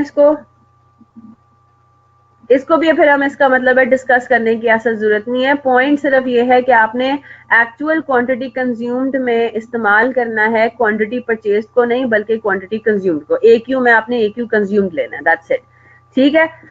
अब हम जरा इसका देख लेते हैं। अगर तो ये तो तब है अगर inventory is valued at actual cost, ठीक है, अगर आपकी इन्वेंट्री वैल्यू होती है एट एक्चुअल कॉस्ट। अब जरा हम दूसरा सिनेरियो देखते हैं और इसका हम इंशाल्लाह, जी बिल्कुल फॉर्मूलाज बिल्कुल सेम है, यही तो मैं आपको बात कह रही हूँ। अगर inventory is valued at standard cost, ठीक है, क्या मतलब हुआ इसका? मेरे बिजनेस की पॉलिसी ये है कि मेरा जो रॉ मटेरियल ओपनिंग और क्लोजिंग इन्वेंट्री है ना, अभी आपने किया हुआ इस तरह से ओपनिंग और क्लोजिंग रॉ मटेरियल इन्वेंट्री जो है ना, वो वैल्यू होगी मेरे स्टैंडर्ड कॉस्ट पे, एक्चुअल भले जो भी हो। तो मैंने अगर फॉर एग्जांपल जो भी मैंने ऊपर एग्जांपल लिखवाई है उसमें मैं ये कह रही हूँ कि मेरे पास ये 10,000 किलोग्राम मैंने रॉ मटेरियल का खरीदा है, ठीक है, 8,000 उसमें से कंज्यूम हुआ है, तो पीछे बच कितना गया? 2,000 किलोग्राम। और अब मैं इस 2,000 किलोग्राम्स पे 80 रुपीज को इस्तेमाल करके वैल्यू कर रही हूँ। 80 रुपीज मेरा क्या था? स्टैंडर्ड कॉस्ट थी, है ना? Is that clear? तो 80 रुपीज मेरे पास स्टैंडर्ड रेट था कि एक यूनिट ऑफ रॉ मटेरियल का मुझे कॉस्ट पड़नी चाहिए कितनी? 80 रुपीज। तो मैं 2,000 को अगर 80 पे वैल्यू करूं, ये मेरी पॉलिसी है, it can be anything, right? I can value my inventory cost and management accounting में, ठीक है। जो एक्चुअल ज्यादा लगा होगा अज्यूम नहीं, वो कहीं नहीं गया ना, बस मेरे पास ये पॉलिसी है, याद रखिएगा। अभी आप कॉस्ट एंड मैनेजमेंट अकाउंटिंग पढ़ रहे हैं, है ना? कॉस्ट एंड मैनेजमेंट अकाउंटिंग में कोई स्टैंडर्ड्स तो एप्लीकेबल है नहीं। मुझे बात बताइए, फाइनेंशियल अकाउंटिंग में क्या इस बात की गुंजाइश है कि आप इन्वेंट्री को स्टैंडर्ड पे वैल्यू करें? पहली बात तो ये कि वहां पे स्टैंडर्ड कॉस्टिंग के नाम की कोई चीज पड़ी नहीं थी, है ना? आपने फाइनेंशियल अकाउंटिंग में इन्वेंट्री को वैल्यू करना है लोअर ऑफ एक्चुअल कॉस्ट और एनआरवी, बस। उसमें तो एक्चुअली इस्तेमाल होगा, है ना? उसमें जो क्लोजिंग स्टॉक की वैल्यूएशन होती है, भले वो रॉ मटेरियल हो भले वो फिनिश्ड गुड्स हो, आपने उसकी वैल्यूएशन करनी है लोअर ऑफ एक्चुअल कॉस्ट और एनआरवी पे। यहाँ पे कॉस्ट एंड मैनेजमेंट अकाउंटिंग में से आपके पास गुंजाइश निकलती है कि आप अपनी रॉ मटेरियल की जो क्लोजिंग इन्वेंट्री है उसको आप शो करें किस पे? या तो स्टैंडर्ड कॉस्ट पर यूनिट पे या एक्चुअल कॉस्ट पर यूनिट पे, है ना? रॉ मटेरियल की इन्वेंट्री को भी। Is that clear? बात समझ आ गई? तो यहाँ पे अगर हमारे बिजनेस की पॉलिसी है, मैनेजमेंट की पॉलिसी है कि हम अपनी इन्वेंट्री को एक्चुअल कॉस्ट पे नहीं वैल्यू कर रहे बल्कि हम स्टैंडर्ड कॉस्ट पे वैल्यू कर रहे हैं, तो फिर हमारे वेरिएंसेस में अब आ जाएगा थोड़ा सा डिफरेंस। पहले फॉर्मूलाज कॉपी करेंगे, फिर एग्जांपल के थ्रू उसको एक दफा देखेंगे, ठीक है?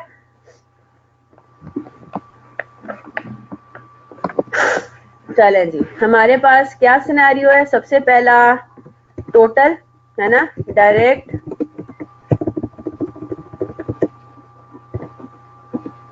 अच्छा, इसमें कंफ्यूजन ये वाली तो नहीं हो रही कि ए और बी वाला सही? ये बी है, ये 2 नहीं करें, इसको बी करें, ठीक है? सिनेरियो बी है ये। If inventory is valued at standard cost, तो इसके अंदर सबसे पहला हम पढ़ रहे हैं, 1 है हमारा डायरेक्ट मटेरियल कॉस्ट वेरिएंस, ठीक है? डायरेक्ट मटेरियल कॉस्ट वेरिएंस हम किस तरह से कैलकुलेट करेंगे? इज इक्वल टू, पहला पार्ट तो वही है, standard rate multiplied by standard quantity, है ना? जो टोटल मटेरियल कॉस्ट वेरिएंस है उसके अंदर तो यही है, standard minus actual, simple as that, है ना?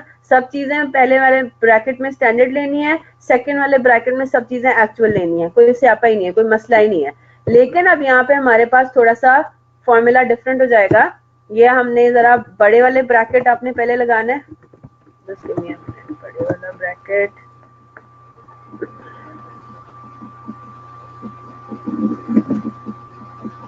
चलें, बड़े वाला ब्रैकेट यहाँ पे है नहीं तो मैं इसको इस तरह से कर रही हूँ।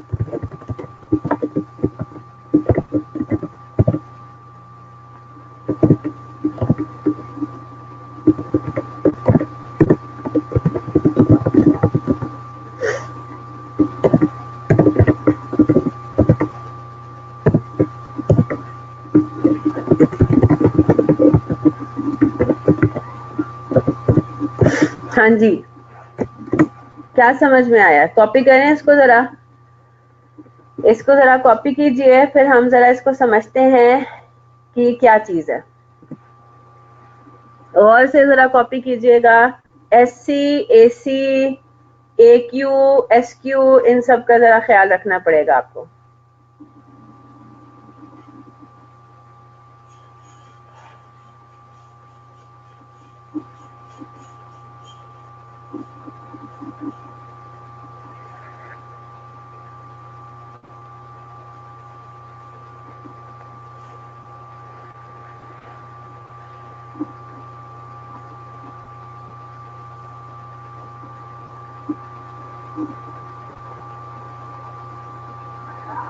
हाँ जी, डन।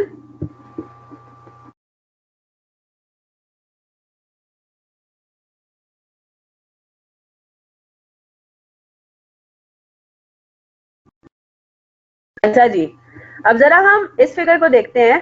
पहले जरा मैं पहले वाले फॉर्मूले पर आ जाऊं, है ना। हम लोग जो सेकंड ब्रैकेट में लेते थे वो क्या लेते थे? एक्चुअल क्वांटिटी कंज्यूम्ड की टोटल वैल्यू, है ना।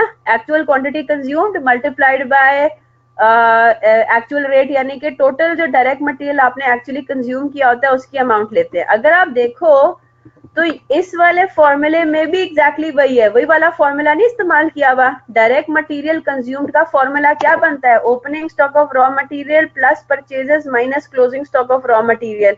लेकिन अब यहाँ पे हम बाउंड हो गए थे, हमने यहाँ पे ओपनिंग और क्लोजिंग इन्वेंट्री को स्टैंडर्ड रेट पे वैल्यू करना है। एग्जैक्टली यही तो बात है। नॉर्मली हम क्या करते हैं? नॉर्मली ओपनिंग और क्लोजिंग इन्वेंट्री भी एक्चुअल रेट पे वैल्यू हो रहा होता है और परचेजेस भी एक्चुअल रेट पे वैल्यू हो रहे होते हैं। यस और no? Actual cost per unit पे वैल्यू हो रहे होते हैं, तो कोई मसला ही नहीं होता। हम सिंपली क्या ले लेते हैं? एक्चुअल क्वांटिटी कंज्यूम्ड को मल्टीप्लाई कर लेते हैं किससे? एक्चुअल रेट से, तो हमारे पास वही आंसर आ जाता है ना, जो opening stock of raw material plus purchases minus closing stock of raw material से आना था, राइट। लेकिन अब यहाँ पे गड़बड़ हो गई है। गड़बड़ तो खैर इसको नहीं कहेंगे, लेकिन यहाँ पे आ गई एक डिस्क्रिपेंसी। क्या हो गई है? Opening stock of raw material को वैल्यू करना है स्टैंडर्ड रेट पे, closing stock of raw material को वैल्यू करना है स्टैंडर्ड रेट पे, और क्वांटिटी परचेज तो ऑब्वियसली बात है एक्चुअल रेट पे ही वैल्यू होगी। तो क्या इस सिनेरियो में मैं सीधा सीधा एक्चुअल क्वांटिटी कंज्यूम्ड को मल्टीप्लाई कर सकती हूँ एक्चुअल रेट से? नहीं, क्योंकि वहां पे अब चीजें डिफरेंट हो गई हैं, वहां पे अब चीजें थोड़ी डिफरेंट तरीके से होंगी। Is that clear? ठीक है। तो अब जो हमारे पास जो एक्चुअल कंजम्पशन की फिगर आएगी ना, वो थोड़े डिफरेंट तरीके से आएगी। उसमें जो ओपनिंग रॉ मटेरियल जो कंज्यूम हुआ होगा वो स्टैंडर्ड रेट के ऊपर कंज्यूम हुआ होगा, और जो quantity purchase during the period है वो एक्चुअल रेट पे कंज्यूम हुई होगी। ठीक है, आई hope you get the point. इसको इसके ऊपर ज्यादा दिमाग लगाने की जरूरत नहीं है।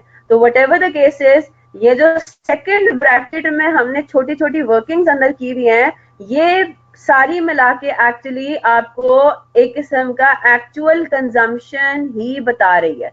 तो standard consumption in rupees minus actual consumption in rupees, आपके पास आंसर क्या आ गया? Direct material cost variance. I hope that's clear. ठीक है, अब on the basis of this जरा हम कैलकुलेट करते हैं कि हमारा डायरेक्ट मटेरियल प्राइस वेरिएंस क्या आना चाहिए फिर। ठीक है, डायरेक्ट मटेरियल प्राइस वेरिएंस हमारा किस तरीके से कैलकुलेट होगा, जरा ऊपर अपना फोकस करते हैं। डायरेक्ट मटेरियल प्राइस वेरिएंस में हम क्या करते थे? क्वांटिटी कंज्यूम्ड को फिक्स कर लिया कि हमने एक्चुअल जितनी क्वांटिटी कंज्यूम किया है उस पे प्राइस लगनी कितनी चाहिए थी और लगी कितनी, है ना। तो फर्क हमारा सिर्फ होगा रेट के अंदर, और हमने एक्चुअल क्वांटिटी कंज्यूम्ड को कर लेना है फिक्स। अब जहां पे भी एक्चुअल क्वांटिटी कंज्यूम्ड आएगी, अब वहां पे हमें करना क्या होगा, जरा इधर देख लेते हैं।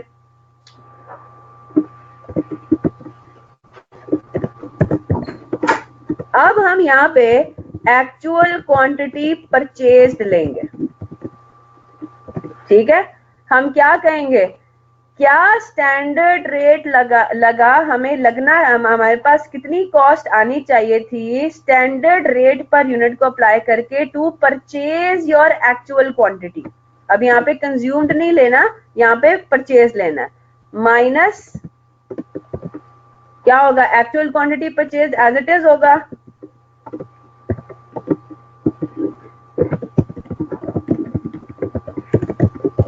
ठीक है, तो डायरेक्ट मटेरियल प्राइस वेरिएंस के अंदर अब अगर आपके पास ये सिनेरियो है कि आपकी इन्वेंट्री स्टैंडर्ड कॉस्ट पे वैल्यू होनी है, तो अब आपने अपने पास हर जगह फॉर्मूले में एक्चुअल क्वांटिटी परचेज ही ली है। यहाँ पे भी देखें, यहाँ पे भी आपने क्या फिगर लिया है, एक्चुअल क्वांटिटी परचेज लिया है। यहाँ पे भी क्या लिया है, एक्चुअल क्वांटिटी, यानी कि डायरेक्टली यहाँ पे एक्चुअल क्वांटिटी कंज्यूम्ड सो फार तो नहीं लग रहा।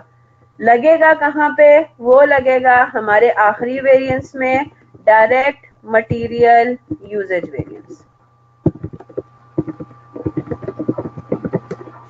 क्योंकि डायरेक्ट मटेरियल यूजेज वेरिएंस तो है ही कंजम्पशन का बेसिकली वेरिएंस ना, कंजम्पशन का वेरिएंस है। इसके अंदर डायरेक्ट मटेरियल प्राइस वेरिएंस तो ये है कि जब आपने चीज खरीदी, प्राइस आपको कब पड़ती है, आपको कॉस्ट कब इनकर करनी पड़ती है, जब आप चीज को खरीदते हो। तो इस वजह से यहाँ पे हमने एक्चुअल क्वांटिटी परचेज लिया।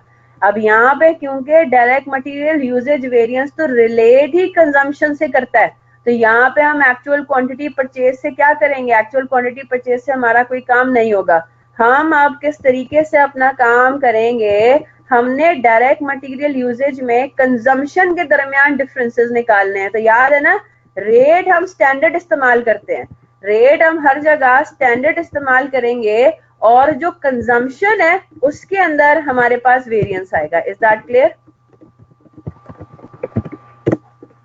जल्दी से यहाँ तक कॉपी करें, फिर इस सिनेरियो की एग्जांपल सॉल्व करेंगे और आगे चलेंगे। फिर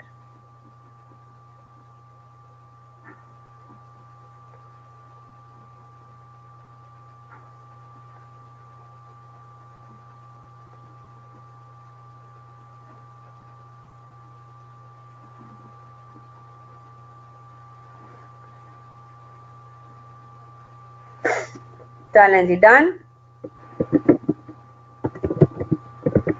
एग्जाम्पल कॉपी कर ले।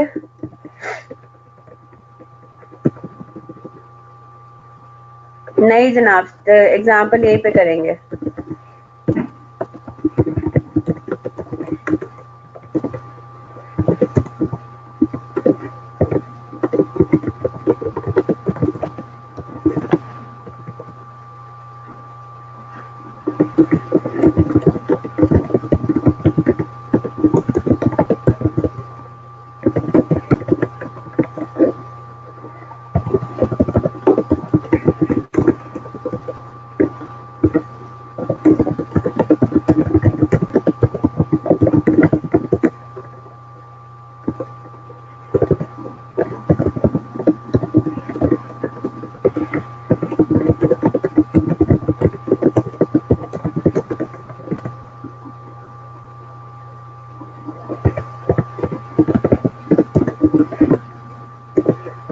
तो हो गया ना डिफरेंस, एक्चुअल मटेरियल परचेज कुछ और था, कंज्यूम्ड कुछ और था। इसका मतलब है कि क्लोजिंग रॉ मटेरियल आ रहा होगा, है ना। यानी कि ये सिनेरियो नंबर 2 है। अब सिनेरियो नंबर 2 में क्या एक्चुअल कॉस्ट पे वैल्यू करना है क्लोजिंग रॉ मटेरियल को, या स्टैंडर्ड कॉस्ट पे वैल्यू करना है, वो देख लेते हैं।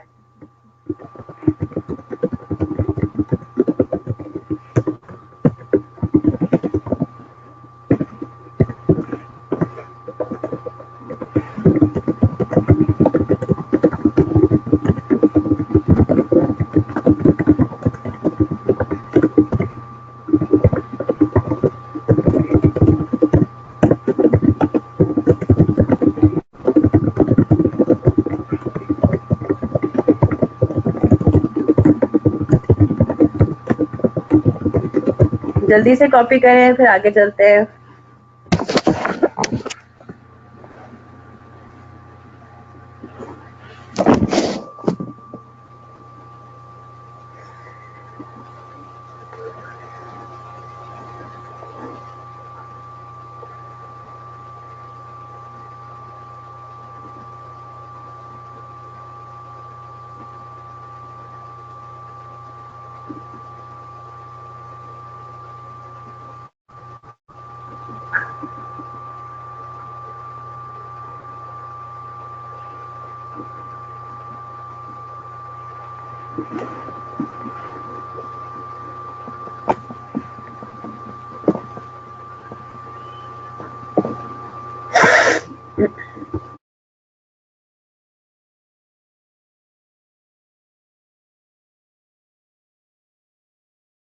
हाँ जी, डन। चले जनाब, फॉर्मूलाज आपके सामने है ना। फॉर्मूलाज आप सबके सामने हैं। अगर तो पहली बात तो ये कि हमने इसको आइडेंटिफाई कर लिया कि ये मटेरियल का सिनेरियो नंबर 2 है, क्योंकि हम जितने मटेरियल परचेज कर रहे हैं उतनी कंज्यूम नहीं कर रहे। इसका मतलब है हमारे पास ओपनिंग और क्लोजिंग इन्वेंट्रीज मौजूद होंगी। जो हमने पहला सिनेरियो पढ़ा था उसमें जितना मटेरियल खरीद रहे थे वो पूरा का पूरा कंज्यूम कर रहे थे, तो there was no inventory at all, raw material, है ना। यहाँ पे रॉ मटेरियल इन्वेंट्री हमें क्लोजिंग तो सीधी सीधी नजर आ रही है, ओपनिंग भी दी जा सकती थी इसमें, है ना।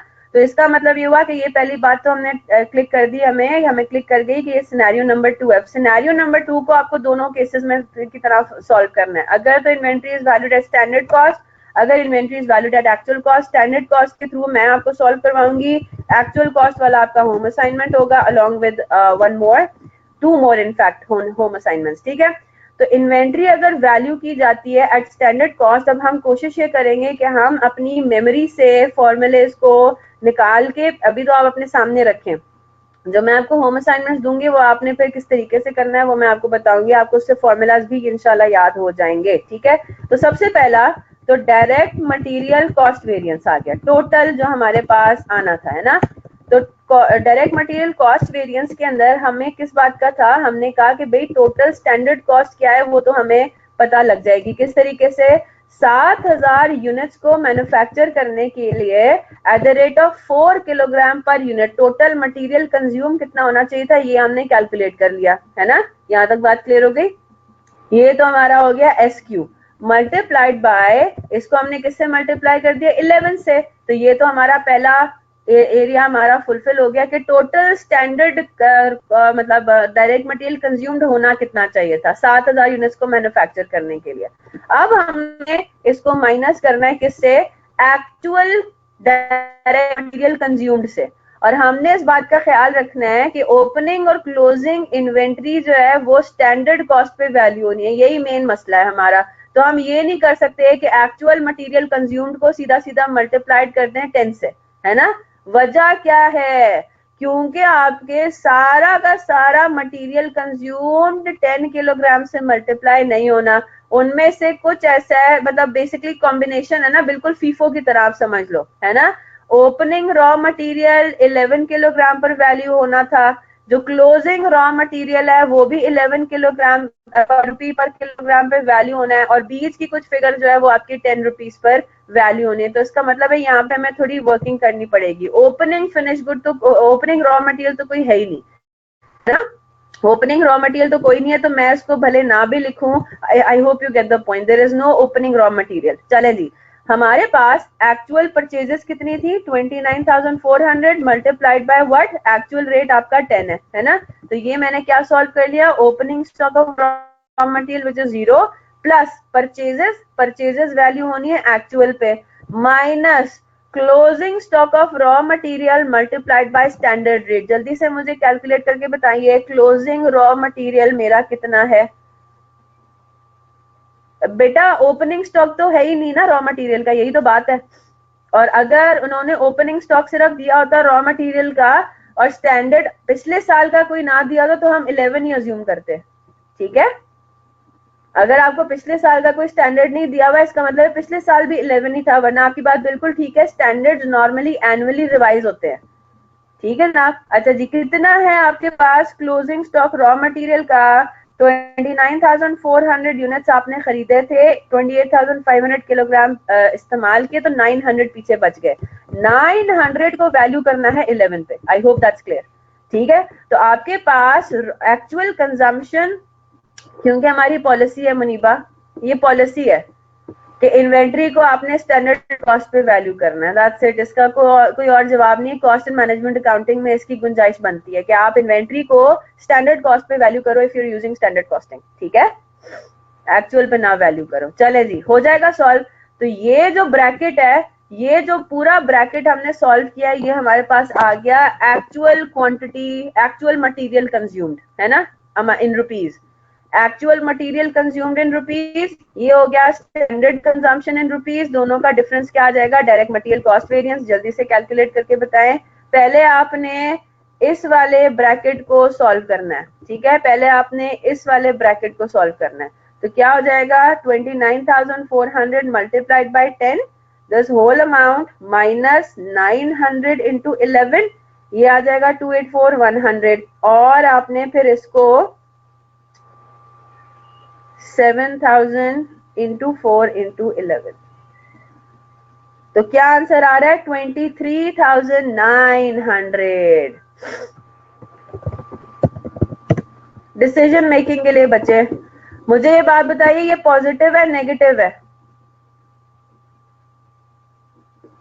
23,900 आंसर आपका पॉजिटिव में आया, यानी कि ये है आपका फेवरेबल। यस, फेवरेबल है ना? दिस इज अ फेवरेबल इस फॉर्मूले में। और वैसे भी जब आप देखेंगे तो आपका एक्चुअल कम आ रहा है, स्टैंडर्ड आपका ज्यादा था। कॉस्ट के केस में अगर स्टैंडर्ड ज्यादा एक्चुअल कम है तो ये तो अच्छी बात है। तो डायरेक्ट मटेरियल कॉस्ट वेरिएंस आ गया। अच्छा जी, दूसरा क्या आएगा? Direct material price variance. अब प्राइस वेरिएंस में आप आएंगे और आप ये कहेंगे, प्राइस वेरिएंस में हम बात करेंगे क्वांटिटी परचेज की, कि जब हम एक्चुअल क्वांटिटी अगर परचेज करते स्टैंडर्ड रेट पे तो कितनी कॉस्ट आनी थी, और एक्चुअल क्वांटिटी एक्चुअल रेट पे परचेज किया तो कितनी कॉस्ट आई, तो उन दोनों का डिफरेंस बेसिकली, है ना? तो यहाँ पे अब आपने क्या लेना है? आपने लेना है एक्चुअल क्वांटिटी परचेज के पॉइंट ऑफ व्यू से सब कुछ। तो क्या फॉर्मूला है हमारा? फॉर्मूला सबने सामने रखा हुआ है ना, मैं बार बार ऊपर स्क्रॉल नहीं कर रही और ना ही मैं बार बार लिख रही हूँ। डायरेक्ट मटेरियल प्राइस वेरिएंस का फॉर्मूला अपने सामने रखे हैं, मुझे तो याद ही हो गया, आप लोगों को पढ़ाते पढ़ाते मुझे भी याद हो गया है कि क्या फॉर्मूला बनता है। ठीक है, क्या फॉर्मूला बनता है? मैं ये बेसिकली कंपेयर करूंगी कि मेरा स्टैंडर्ड था 11 रुपी पर किलोग्राम, मैंने करंट पीरियड में खरीदे कितने? 29,400 किलोग्राम। तो मेरा स्टैंडर्ड कितना बनना चाहिए था? मुझे कॉस्ट कितनी इनकर करनी चाहिए थी? लेकिन मैंने एक्चुअली कॉस्ट इनकर की 10 रुपी पर किलोग्राम के हिसाब से, है ना? तो मेरे पास ये क्या हिसाब किताब हो गया? मेरा यहाँ पे फेवरेबल मुझे नजर आ रहा है कि मुझे ऑब्वियसली बात है रेट पर यूनिट मेरा कम पड़ा, है ना? और मेरे पास आंसर भी एक्चुअली फेवरेबल ही आ रहा है, पॉजिटिव में ही आ रहा है। मोहसिन, जिस हद तक मैं लॉजिक एक्सप्लेन कर सकती हूँ उस हद तक मैं आपको एक्सप्लेन कर रही हूँ। मैं सिर्फ आपको ये नहीं कह रही कि फॉर्मूले का रट्टा लगा लें, ये भी क्या है? फेवरेबल है। ठीक है, 29,400 फेवरेबल आ गया। अब बारी आती है किसकी? डायरेक्ट मटेरियल क्वांटिटी वेरिएंस की। डायरेक्ट मटेरियल क्वांटिटी वेरिएंस में अब यहीं पे रुक जाएंगे और हम सोचेंगे कि डायरेक्ट मटेरियल क्वांटिटी वेरिएंस का पॉइंट क्या था। उसमें हम कंजम्पशन पे फोकस करते थे, है ना? उसमें हम कंजम्पशन पे फोकस करते थे कि भाई कंजम्पशन में डिफरेंस क्या आ रहा है। तो उसमें फिर हम कांस्टेंट कौन सा रेट इस्तेमाल करते थे? स्टैंडर्ड रेट, है ना?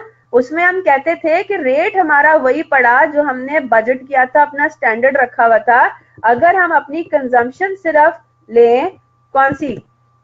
स्टैंडर्ड और एक्चुअल, तो फिर हमारे पास क्या होगा? हाँ जी, तो क्या लेंगे? स्टैंडर्ड कंजम्पशन आपकी कितनी बनती है? आपको क्वेश्चन में बता दिया गया है कि आपने एक्चुअल फिनिश्ड गुड्स मैन्युफैक्चर कितने किए। 7,000 यूनिट्स को मैन्युफैक्चर करने के लिए आपकी यूनिट रॉ मटेरियल कंज्यूम कितना होना चाहिए था? 7,000 इंटू 4, ठीक है, यानी कि 28,000 किलोग्राम आपको कंज्यूम करना चाहिए था। स्टैंडर्ड रेट आपका 11 है ना?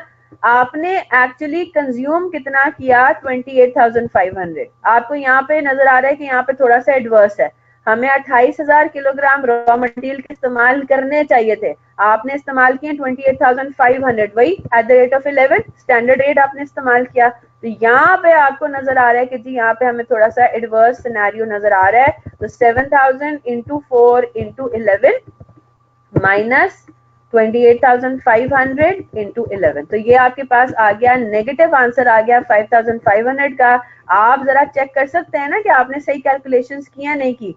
तो आप जरा 29,400 और 5,500 एडवर्स को नेट ऑफ करें, क्या आंसर 23,900 फेवरेबल ही आ रहा है।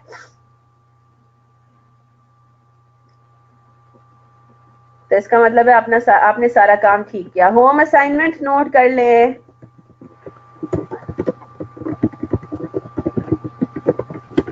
पहला होम असाइनमेंट तो ये है, complete part B of example above. ठीक है, एक तो ये हो गया। ठीक है। दूसरा आपने काम क्या करना है, मेरी बात गौर से सुनिएगा।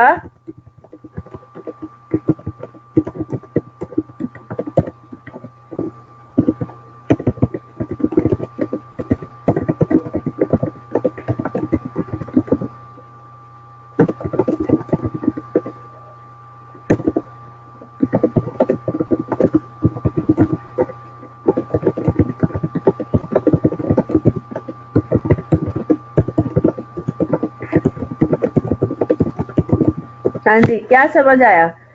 Right all the formulas that we have done so far 5 times. Scenario wise आप करें, जैसा फॉर एग्जांपल पहले सिनेरियो 1 आपने किया। सिनेरियो 1 में क्या था, मटेरियल परचेज और मटेरियल कंज्यूम सेम है। तीन फॉर्मूलाज हैं, तीनों फॉर्मूलाज आपने पहले डायरेक्ट मटेरियल कॉस्ट वेरिएंस उठाया और आपने उसको 5 दफा अपने पास रजिस्टर में लिखना है। 3 दफा आपके पास गुंजाइश है कि आप चीटिंग कर सकते हैं। आप भूल गए कि क्या उसमें क्या चीज लेनी है, आपने देख लिया उसको उठा के, ठीक है।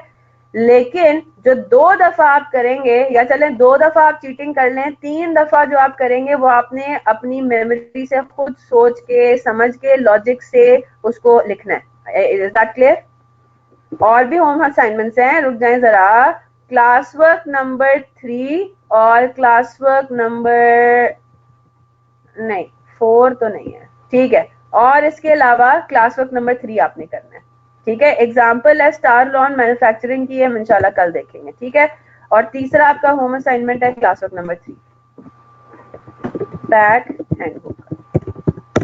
Is that clear? तो तीन होम असाइनमेंट्स हैं, छोटे छोटे हैं, सिंपल है, स्ट्रेट फॉरवर्ड है, कोई मसले वाली बात नहीं है। Class work number 3 pack handbook का भी आपने करना है। बहुत ही छोटा सा सवाल है, छोटी सी एग्जांपल है, ये आपने सॉल्व करनी है, ठीक है। एक कल मैंने एग्जांपल आपको करवानी है स्टार लॉन मैन्युफैक्चरिंग की, फिर उसके बाद हम इंशाल्लाह आ जाएंगे अपने लेबर वेरिएंस पे, इंशाल्लाह लेबर कॉस्ट वेरिएंस पे। तो हर रोज तकरीबन हमारा एक एक वेरिएंस कवर हो जाएगा, मटेरियल, लेबर, फिर ओवरहेड्स हो जाएंगे, और इंशाल्लाह फिर हमें material mix and yield variances करने हैं, रिकंसिलिएशन करनी है, और शायद रिवर्स वर्किंग का भी, हाँ वो भी एक अलग दिन हमें लगेगा, ठीक है। तो इंशाल्लाह मेरा टारगेट है कि स्टैंडर्ड कॉस्टिंग हम इंशाल्लाह ट्यूसडे नहीं तो मोस्ट प्रॉब्ली ट्यूसडे तक हमारा कंप्लीट कर लेंगे। इसके क्वेश्चंस कैसे आते हैं नजर मार लेते हैं। पास पेपर्स के हमारे प्रैक्टिस क्वेश्चंस के ऊपर अभी ऑब्वियसली बात आप सॉल्व नहीं करेंगे, क्योंकि उसमें जो है वो थोड़े मतलब सब मिक्स सारे क्वेश्चंस होते हैं, तो इस वजह से हम जरा स्टेप बाय स्टेप चीजों को देखेंगे। पहले हम मटेरियल कॉस्ट सारे वेरिएंसेस जरा देख लें एक दफा अच्छे से, फिर अगर मुझे बीच में लगेगा कि जी कोई ऐसा सवाल है जो हम अब कर सकते हैं, तो थोड़े से डरावनी शक्ल है इनकी, लेकिन फिक्र ना करें, जब हम सॉल्व करना शुरू करेंगे तो इंशाल्लाह आपको आसान लगेगा, ठीक है। अब जाहिर सी बात है, आप एक्सपेक्ट करें ना कि इसमें थोड़ी सी जो है वो टेक्निकलिटीज लाएंगे। जिस तरह फॉर एग्जांपल ये लिखा हुआ है, due to higher than expected inflation actual factory overhead rate was 6% higher, है ना। तो इस तरीके से है, लेकिन अगेन वही वाला सिनेरियो है, वर्ड प्रॉब्लम्स की तरह, ठीक है। वर्ड प्रॉब्लम्स की तरह है, तो हम इसको इंशाल्लाह सॉल्व करेंगे। तो बाकी बड़ा आसान है, सिर्फ फॉर्मूलाज अप्लाई करने हैं, चीजों को पिक करना है और फॉर्मूलाज अप्लाई करने हैं, दैट्स इट, ठीक है। तो इंशाल्लाह ये भी हमारा सॉल्व हो जाएगा। जल्दी से भाग जाएंगी ऑडिट की क्लास के लिए। होम असाइनमेंट आपने लाजमी करना है, खास तौर पे, बल्कि तीनों, ठीक है, तीनों बहुत इंपॉर्टेंट है। ये वाली एक्टिविटी करेंगे तो आपको इंशाल्लाह फॉर्मूला भी साथ साथ याद होते रहेंगे। चलें जी, इंशाल्लाह फिर कल मिलते हैं। Till then take care of yourselves, अल्लाह हाफिज। ये देखें जी,